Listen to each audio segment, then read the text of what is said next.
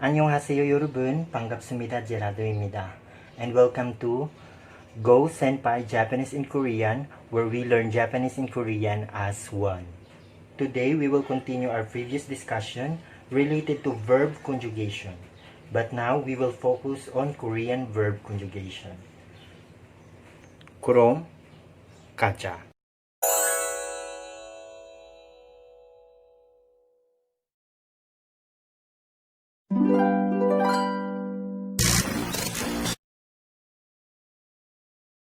Okay, so in order to conjugate the verb into the present tense, we have to take the verb stem first, and then we add one of these endings. We have ayo, oyo, and yoyo.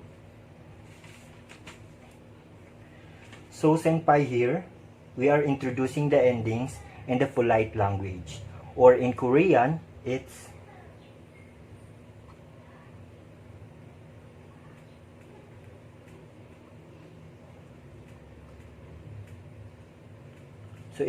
존댓말. Okay, and you can easily say that it is in 존댓말 form or in polite language because of this U ending. Okay, so let's continue. So if the verb stem last vowel is a or o, then we use the ayo ending. If the last vowel is not a or o, then we have to use oyo. Only one verb stem, which is ha, we use the yoyo. Okay, so ha from the word to do, hada, so the verb stem of hada is ha, then we use the yoyo ending. So let's look at some example.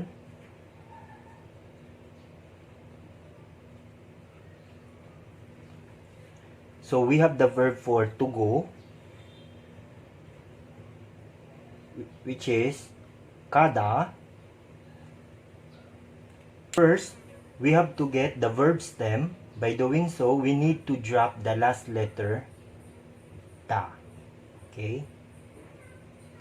So for the verb kada, our verb stem is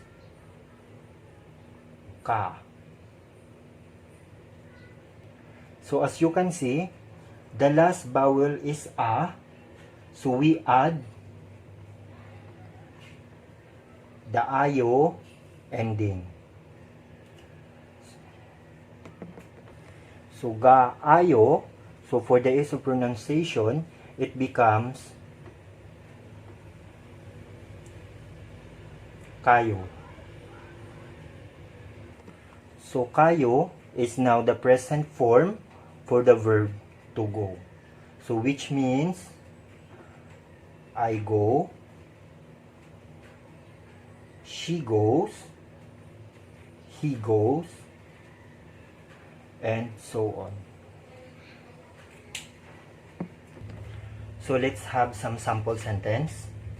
So in English, we have this structure. S, V, O, where subject comes first,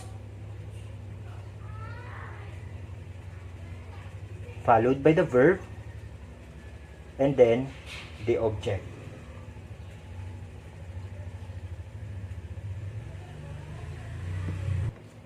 But in Korean and Japanese, the sentence structure is S, O, V, where subject comes first, and then object, followed by the verb. So let's have some example. Okay, so let's use this kayo in a sentence. So we have 저는 학교에 가요. Okay, 저 is the Korean equivalent for I, and then 학교 is for school, and then to go, which is 가요. So this, okay, so let's try the verb for to eat. So we have 먹다. Okay. So to get the verb stem, as I said, we have to drop the ta. Okay, so the verb stem for to eat is 먹. As you can see, its level vowel is not a or o. So we use the oyo form, the oyo ending. So it becomes mo. So it becomes mo goyo. Okay? Pronounced as mogo. Okay? Mogoyo. For example, 저는 사과를 먹어요. Okay? I eat apple.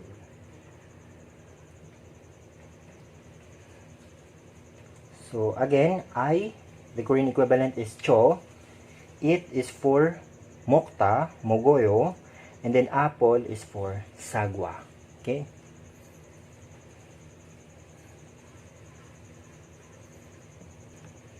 So next example is Buddha, which means to see, to look, or to watch. So to get the present tense form, first is we have to drop the ta, and then as you can see, it ends with the o. So we have to use the ayo ending. Okay? So bo plus ayo eventually becomes boayo. Okay? Boayo. So which means I see, I look, you look, and so on. Okay? Okay, so let's move on to the third ending. So for the verb to do, hada,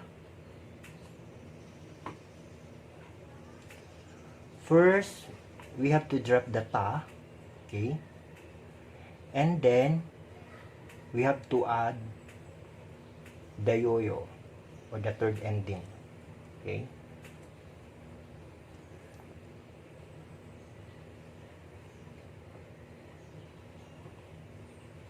So ha yoyo over time became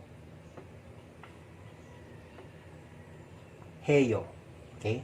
So heyo is the present tense form for the verb to do. Okay?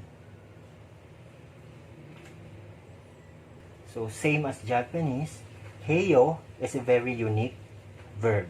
So you can add a noun in front of it and you can form a new verb. Okay? So for example, the verb for to study. So we have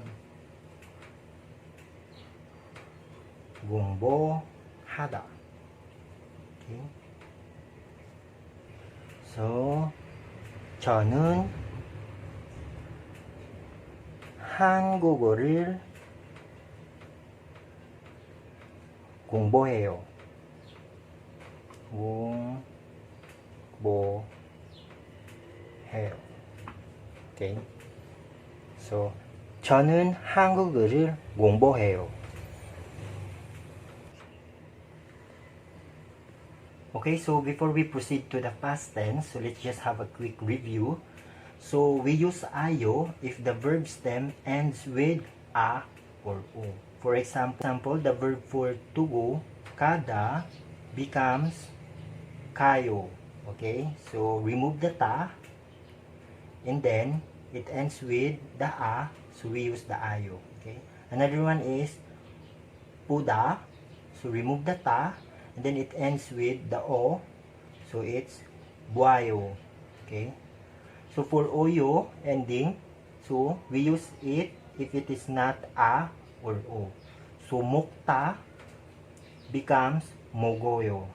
Okay. Okay, for the yo-yo ending, we have here gombohada.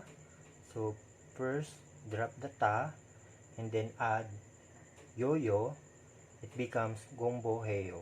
Okay.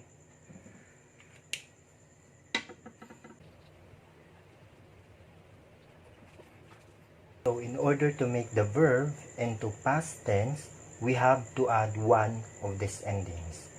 So we use asoyo if the verb stem ending vowels is a or o. And we use the osoyo if the verb stem ending vowels is not a or o. We use yosoyo if the verb stem is ha. Okay? Okay, so let's take a look at some examples. So the verb for to buy, we have sada. Okay. So first, drop the ta, and then as you can see, it ends with the a. So we're going to use the plus the asoyo. Okay. The asoyo ending.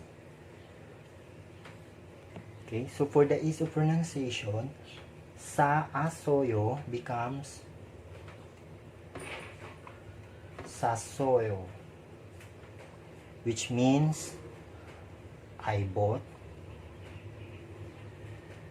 you bought, she bought, and so on. Okay. Another one is the verb for to come. So it's uda. So first, drop the ta, and then it ends with the o. So plus, it's still the soyo ending. Okay, so over time, oasoyo becomes wasoyo. Okay? So for verbs like this, so for example, okay, so for the verb mokta, you have to drop first the ta. So mok, so as you can see, it has a final consonant. So plus osoyo. Okay, so mok plus osoyo becomes mogosoyo.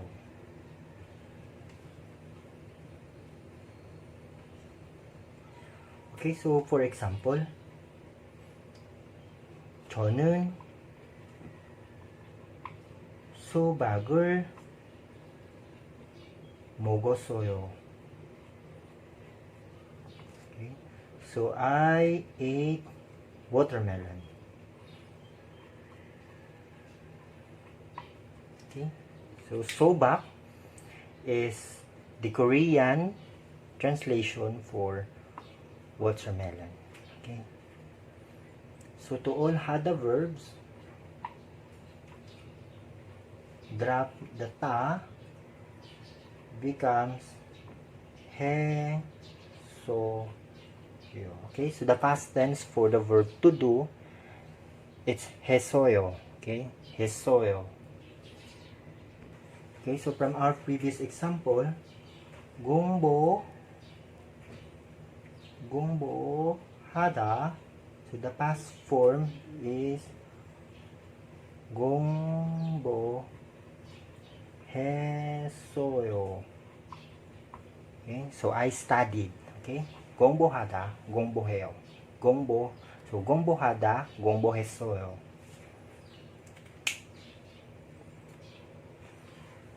Okay, so let's try these examples. So to sell in Korean, it's palda, so its present tense becomes palayo. Okay? And then in past tense becomes palasoyo. Okay? And then for to play, nulda becomes nulayo. Okay? Past tense, nula soyo. Nulda, nulayo, nulaso. So to write in Korean, it's suda. So its present form is soyo. Okay? While in past tense, it's soyo. Okay? So soyo. To wait in Korean, it's kidarida. So its present tense, kidaryo